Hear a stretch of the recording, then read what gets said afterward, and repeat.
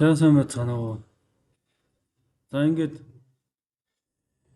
энэ удаад анги өдөрцөн багшийн бэрхшээл түүний шалтгаан хэрхэн шийдвэрлэх талаар за нэг 114 багш асуудал авсан байна. За энд Монгол орны 21 аймаг 330 суммаас за нэг зарим нэг төлөөлөлтүүд орсон байгаа.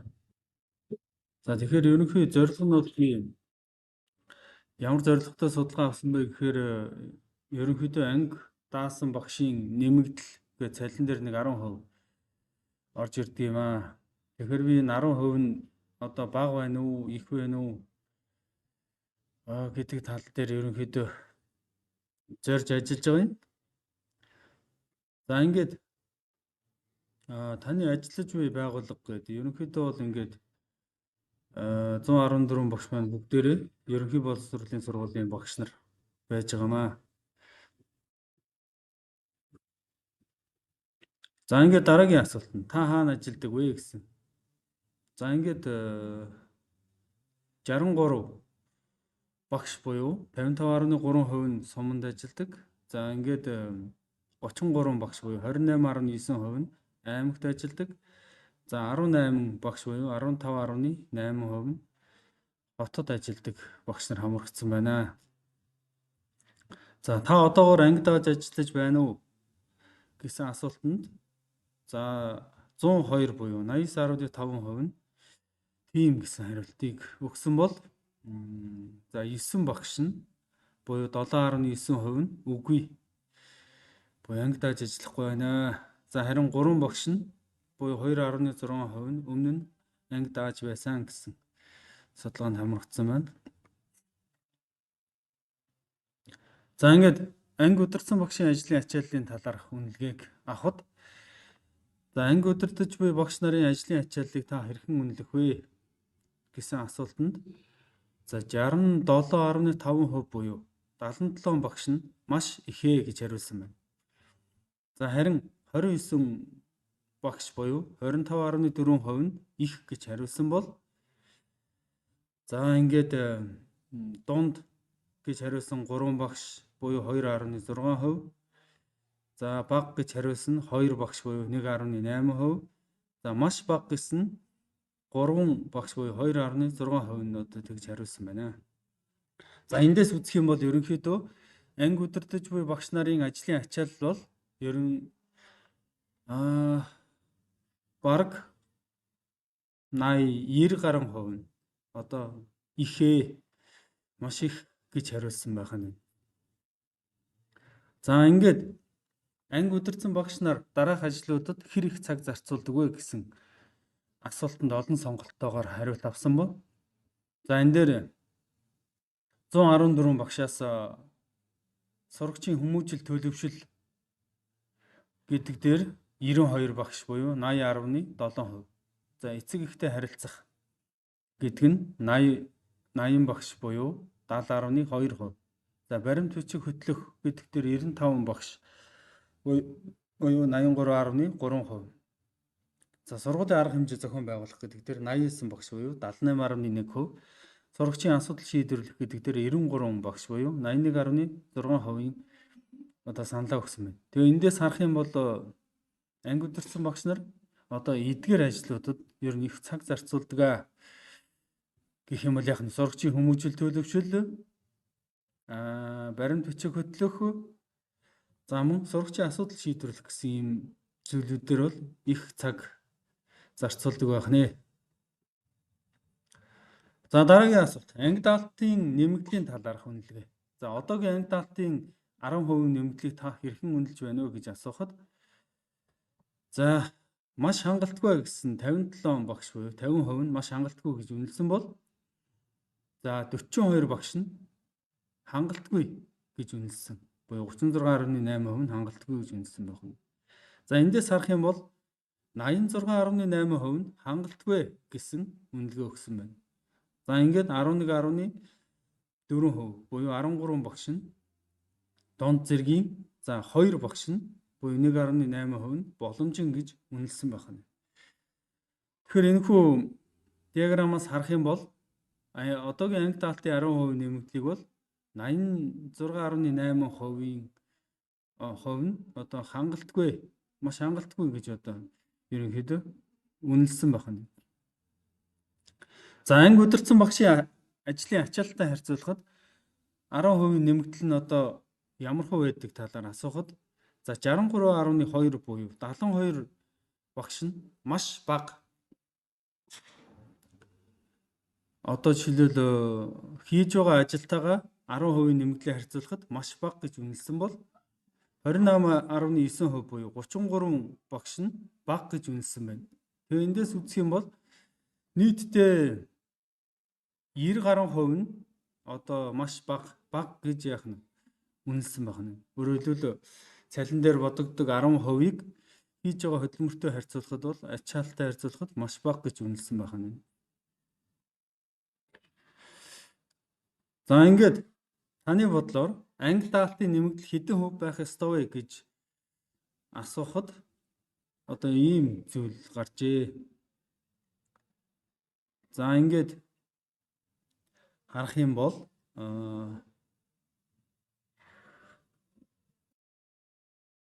за 40% ба түүнээс дээш гэдэг дээр ерөнхийдөө 24 багш өгсөн бол за 40% гэдэг дээр 24 багш өгчээ. За ингээд 35% дээр 1 багш өгсөн байна. За харин 30% дээр 30 багш буюу 26.3%. За ингээд 25% дээр 18 багш буюу 15.8% өгсөн бол 20% дээр 14 багш буюу 12.3% нь 20% дээр өгсөн байна. За ингээд 15% дээр 2 багш, 10% дээр 1 багш өгчээ. За эндээс харахад бол ямар ч байсан анги даалтын нэмэгдэл хэдэн хувь байх вэ гэж асуухад ер нь бол дийлэнх олонх нь одоо 20 за энэ чинь ингээд 15 за дийлэнх олонх нь бол 30 40-40-с дээш. За нэг дунджаар яах нь ерөнхийдөө бол нэг дунджаар нэг 40%, 30-аас 40%-ийн хооронд одоо нэмэх нь зүйтэй, бүр 40-с дээш ч хувь нэмэх нь зүйтэй гэсэн одоо санал ирсэн байх нь. За ингээд анги удирдсан багшаар ажиллахад тулгардаг бэрхшээлүүд юу вэ нэ гэдэг дараа хүчин зүйлүүд хэр нөлөөлдөг вэ гэсэн асуултанд за нэг ийм 4 асуулт асуусан юм ба. Биш ээ, нийлээ 6 асуулт асуусан байна. За эндээс эцэг эхийн ойлголт дутмага гэдэг дээр бол яах нь ерөнхийдөө 35 багш хариулсан байна. За мөн дунд за эцэг эхийн ойлголт дутмаг гэдэг дээр маш их гэдэг дээр 27 багш хариулсан бол за их гэдэг дээр 35. Ингээд үзэх юм бол 27 35 50 62 багш бол яах нь ер нь эцэг эхийн ойлголт дутмаг байдгаа гэдэг зүйл дээр өгсөн бол 34 багш бол яах вэ эцэг эхийн ойлголт дутмаг байдаг дээр дунд зэрэгэ гэж хариулсан байна. За сурагчтай үл ойлголцох асуудал бол ерөнхийдөө 44 багш дунд гэж хариулсан бол за нийтдээ их болон маш их хариултууд нь 37 багш одоо дунд гэж хариулсан байх юм. За харин багшд итгэх итгэл сул гэдэг дээр 49 багш нь одоо дунд зэрэг гэж хариулсан бол за их маш их гэдэг дээр за 35 багш бол яах нь багшд итгэх итгэл одоо маш их сул байдгаа гэж хариулсан бол за ажлын ачаал их гэдэг асуумж дээр 48 багш маш их 51 багш их гэж хариулсан. Ингээд юу вэ? Бараг 114-өөс 99 багш нь ажлын ачаал их байдгаа гэж одоо хариулсан байх нь. За баримт бичиг их байдгаа гэсэн асуултанд 41 багш нь маш их, 51 багш нь их гэж хариулсан. Үүнээс үзэх юм бол 92 багш нь 114 багшаас 92 багш нь анги удирдсан багшийн одоо баримт бичиг хөтлөхийн ажил нь их байдгаа гэдэг зүйл одоо асуумж дээр хариулсан байна. За сургуулийн дэмжлэг бага байдаг гэдэг асуумж дээр за дунд байдгаа гэж үзсэн 40 багш байна. Харин их болон маш их дээр 34 багш өгсөн байна. За ингээд анги даах багш ховордож буй шалтгааныг тодруулахаар за та анги даах багш ховордож байгаа гэж бодож байна уу гэж асуухад за ер нь 114 багшаас 110 багш нь буюу 96.5% нь тийм ээ гэж хариулсан байна. За харин 3 багш нь мэдэхгүй гэж хариулсан бол нэг багш нь үгүй гэж хариулсан байна. За хэрв тийм бол гол шалтгаан нь юу вэ гэсэн олон сонголттой асуумжийг асуухад за хамгийн их хувь эзэлж байгаа нь бол 102 багш хариулсан буюу 89.5% нь сурагчийн хүмүүжлийн асуудал гэдэг асуудлыг хүндсэн бол дараагийнх нь эцэг эхийн дарамт, дараагийнх нь ажлын ачаал их. За тэгээд тэрний дараа цалин урамшуул бага гэдэг дээр яах вэ? Өгчээ. За ингээд шийдвэрлэх арга зам. Анги удирдсан багшийн ажлыг сайжруулахад юу хамгийн чухал вэ гэж асуухад за хамгийн их нь 30.7 буюу 35 багш нь эцэг эхийн боловсрол нэмэгдүүлэх гэж хариулсан бол 29.8% буюу 34 багш нь цалин нэмэгдүүлэх талаар дурджээ. За ингээд сурагчийн хүмүүжлийн бодлогыг бол 26 багш хүндсэн байна. Ингээд ажлын ачаалтыг бууруулах дээр 13 багш харин сургуулийн дэмжлэгийг 6 багш хүндэж гаргасан байх нь. За ингээд та анги удирдсан багшийн ажлыг сонирхож байна уу гэсэн асуулт нь нийт 114 багшаас за үгүй гэж хариулсан 38 багш байгаа бол нөхцөл сайжирвал анги даана гэсэн 32 багш байна. Харин тийм гэж байгаа нь 44 багш байгаа байх нэ. За эндээс харах юм бол ерөнхийдөө анги удирдсан багшийн 10%-ийг нэмээд за тэр дарамт шахалт эцэг эхийн дарамт боловсрол хүүхдийн хүмүүжил гэх мэт зүйлүүдийг эргээр шийдээд нөхцөл сайжирвал таана гэдэгтэйг нийлээд яах нь нийт ингээд 32 44 76 багш бол яах нь 114 багшаас 76 багш бол анги даах одоо бүрэн боломжтой гэж үзсэн бол 38 багш бол ерөнхийдөө анги даахгүй гэж үзэж байгаа юм. За ингээд нээлттэй асуулт асуусан. Анги удирдсан багшид тулгардаг хамгийн том бэрхшээл юу вэ гэж асуухад 114 багшаас за хүүхдийн хүмүүжил, сурагчдын хүмүүжил за ингээд эцэг эхийн харилцаа хандлага, ажлын ачаалал за дээр нөгөө гарсан асуумжууд ерөнхийдөө гарч байна да. За сурагчийн ёс зүйн асуудал гарч байна. Тэгээ эцэг эхийн үл ойлголцол, дарамт гэх мэт зүйлүүд орж байна. Одоо гэхдээ нөгөө багшийн хөгжлийн тухай хуулиар эцэг эхийн биш багш нарын одоо багшийг хамгаалсны хуулийн заалтууд бас орж ирсэн байгаа. За ингээд эцэг эхийн хандлага сайжруулах, хүүхэд хүмүүжүүлэх, тогтсон арга зүйтэй болгох, бүх нийтийн боловсрол гэдэг ингээд оруулсан байна. За ингээд ерөнхийдөө анги даах дааж байгаа багш нарт ангитай ажиллах цаг ер нь хомс байдаг. За тэгээд ангитай хичээл ордог бол хичээлээ орох уу, хэрүүлээ хийх үү гэдэг нэг юм хоёр сонголт тулгараад байдаг. Тэгэхээр ер нь ангитай ажиллах цагийг бас уужимхан тавьж өгөх хэрэгтэй. За ингээд ерөнхийдөө сургуулийн зүгээс ямар арга хэмжээ авбал дээр вэ гэхээр одоо эцэг их анги удирдсан багш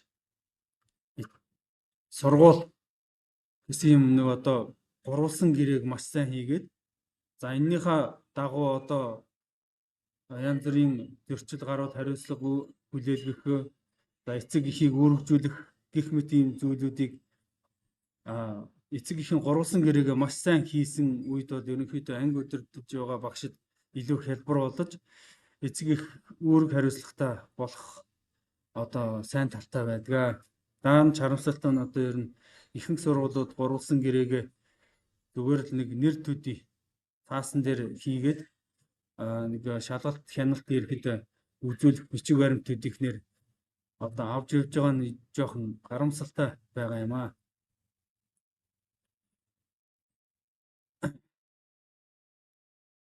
За тэгээ их бичих цаасны ажил ер нь бол байдгаа. Ер нь анги удирдсан, анги даасан, анги даагаагүй ер нь багш нарын хувьд бол бичих цаасны ажил хэтэрхий их байдаг. За ер нь одоо энэ жилийн хувьд бол засгийн газраас төрийн албаны одоо бичих цаасны дарамтыг багасгана гэсэн боловч одоо ингээ гүйцэтгэлийн үнэлгээгээр бол багш нараас юу нэгж гэнэ үү? Дандаа бичих цаас, хэрэгтэй хэрэггүй бичих цаас нэгж байгаа. За тэр нь ч яг хуу нэг талдаа буруудах аргагүй. Нөгөө сургалтын албаныхан арьсаа хамгаалах, дээрээс хяналт шалгалт ирвэл өөрсдөө хамгаалах баримт нотгоогоо бас бүрдүүлж байгаа. Бас үгүйсэх аргагүй л дээ. Гэхдээ л энэ одоо бичих цаасны асуудлыг ерөнхийдөө цэгцлэхгүй бол ер нь одоо их цаасаар ажил хийгээд тэрэн дээрээ хамаг даруулсан хүн бол одоо ер нь ажил сайн хийсэн гэж харагдах гад гүйцэтгэлийн үнэлгээнд ч бас үнэлгээ өндөр авах маягтай болоод байгаа юм. За ингээд энд нэг юм урт сэтгэл бичсэн хүн байна. За анги удирдахад тулгардаг хамгийн том бэрхшээл нь ихэнх тохиолдолд сурагчдын зан төлөв, хандлага, харилцааг зөв чиглүүлэх асуудал байдаг. Гэхдээ үүнийг арай задлаад харуул дараах гол бэрхшээлүүд хамгийн түгээмэл тохиолддог гэж байна. За сурагчдын зан төлөв цахилгаан бат, хувь хүний ялгаатай байдал, эцэг эхийн оролцоо сууд байх, багшийн ачаалал, цагийн менежмент, за ангийн уур амьсгал, хамт олонны соёл. За ингээ хамгийн том бэрхшээл нь ганц зүйл биш ээ. Харин сурагчдын зан төлөв, харилцаа, орчны нөлөө, нийслэн цогц асуудал байдаг гэдэг. За энэ багш маань яг хуу ерөнхийдөө тийм л оюун ухаан ашиглаад ингээд өөрийнхөө дүгнэлтийг хийл гэсэн багш шиг байна. За ингээд ерөнхийдөө нэг иймэрхүү гол ингээ бадж хэлэх юм бол сурагчдын хүмүүжил, эцэг эхийн одоо ойлголт, дарамт, бичих цаасны их ажил, зам ангитайгаа ажиллах цаг хомс гэх мэтэр одоо энэ зүйлүүд ерөнхийдөө хэдхэн зүйлүүд дээр л ер нь төвлөрсөн байна дөө.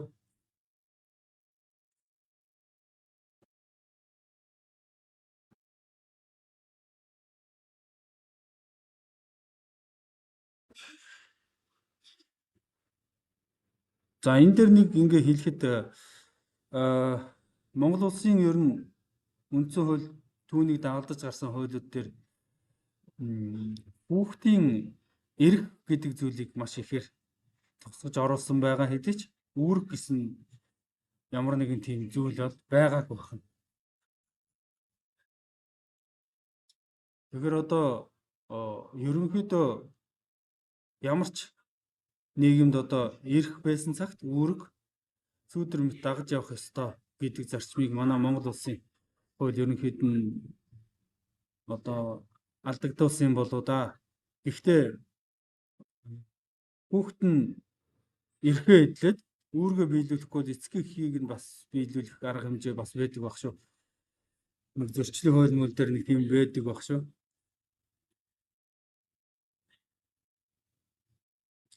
За энэ дээр амралтын өдрийн элдэн үйл ажиллагаануудаас болоод зарим амралтын өдөр амардаггүй. Чөлөөт цаг бага болдгоо. Анги даах гэдэг багшийн ажлын зарцуулах цаг сэтгэлийн 50% байдгаа. Урлагийн үзлэг, гимнастикийн үеэр өглөө 7 цагт гэрээс гараад орой 21-22 цагийн үед харьдаг байсан. Сургуулийн аврах шалгаруулалт тэмцээнүүд амралтын 2 өдөр хүүхдүүдэд тэмцээнд оруулж байгаа гэдээ өглөөрт гараад орой харьдаг. За энэ ерөнхийдөө үнэн шүү. Тэгэхээр ер нь амралтын өдөр одоо нэг өсөндөө анги даасан багш бол яг ангиа дагаад явж гин гэдэг маань амралтын өдрөөр ажиллаж гин гэсэн үг л дээ. Тэгэхээр одоо хөдөлмөрийн тухай хуулиараа бол ерөнхийдөө амралтын өдөр ажилласан цагийг 1.5%-аар бодож цалин олгох ёстой боловч энэ заалт бас байдгүй байна. Тэгэхээр бид нар сайн дураараа сэтгэлээрээ ерөнхийдөө ангиа аваад одоо амралтын өдрөөрч тэр ажлын бус цагаарч тэр дагаад явж идэг байна. Ерөө дагаж явахгүй бол бас нөгөө ангийн хүүхдүүд нь асуудал гарвал анги удирдсан багш хамгийн түрүүнд одоо дуудагдаж хариуцлага хүлээдэг ийм учиртай юм байнамаа. Тэгэхээр ерөнхийдөө анги удирдсан багшийн 10% бол одоо үнэхээр авч байгаа ачаал хийж байгаа хөдөлмөртөөгөө харьцуулахад маш бага одоо тийм хөдөлмөрийн үнэлэмж юм а гэдгийг бол ерөнхийдөө ингээд харуулж байна. За ингээд анги удирдсан багшийн ажлыг сайжруулах талаар таны санал гэдэг одоо нээлттэй асуултанд бол за цалин нэмэх, ажлын ачааллыг харгалзан үзэх, цалин нэмэх гэж байна. Ерөнхийдөө энэ дөр бол бас л нөгөө дээд авсан судалгаанууд дээр гардаг хэдэн хариултууд гарч ирэх. Өөрөөр хэлбэл орчин нөхцөл сайжруул, цалин нэм, за багшийн үнэлэмжийг дээшлүүл, эцэг эхийн хандлагыг өөрчлөе, сурагчдын одоо хүмүүжлийг дээшлүүлэх арга хэмжээ авъя гэсэн нэг тиймэрхүү зүйлүүд одоо гарч явах шиг юм, тийм үү?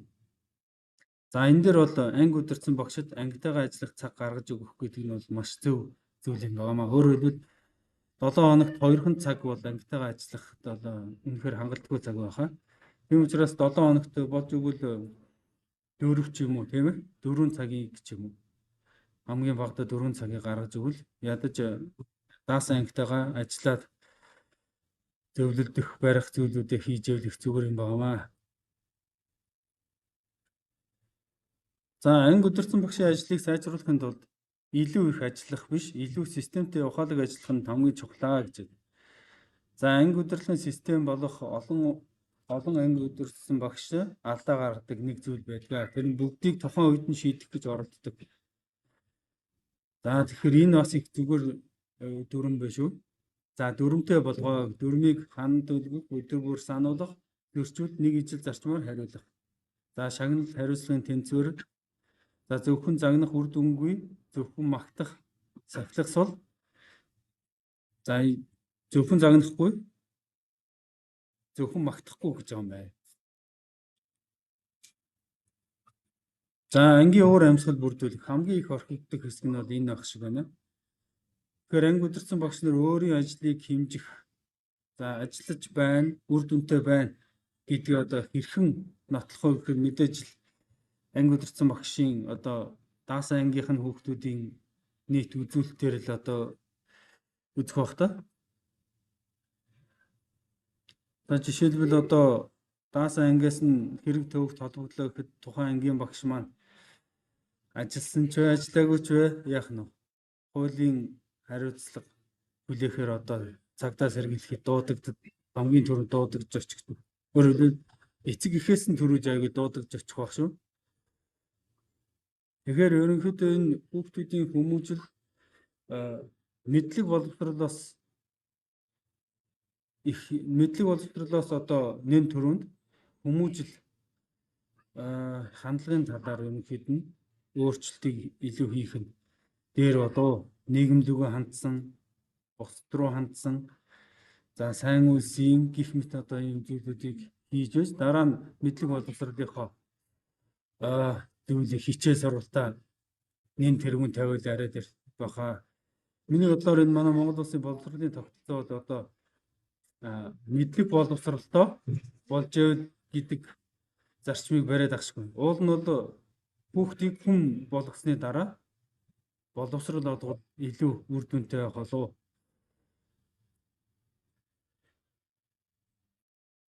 За ингээд ерөнхийдөө задгаа одоо нээлттэй хариултан дээр бол анги удирдсан багшийн ажлыг сайжруулах талаар ерөнхийдөө хэд хэдэн санал байна. Цалин нэмнэ, за өөр эцэг эхийн ойлголтыг зөв болгоно, сурагчдын хүмүүжлийг төлөвшүүлнэ, за ангитайгаа ажиллах цагийг гаргана гэх мэтээр.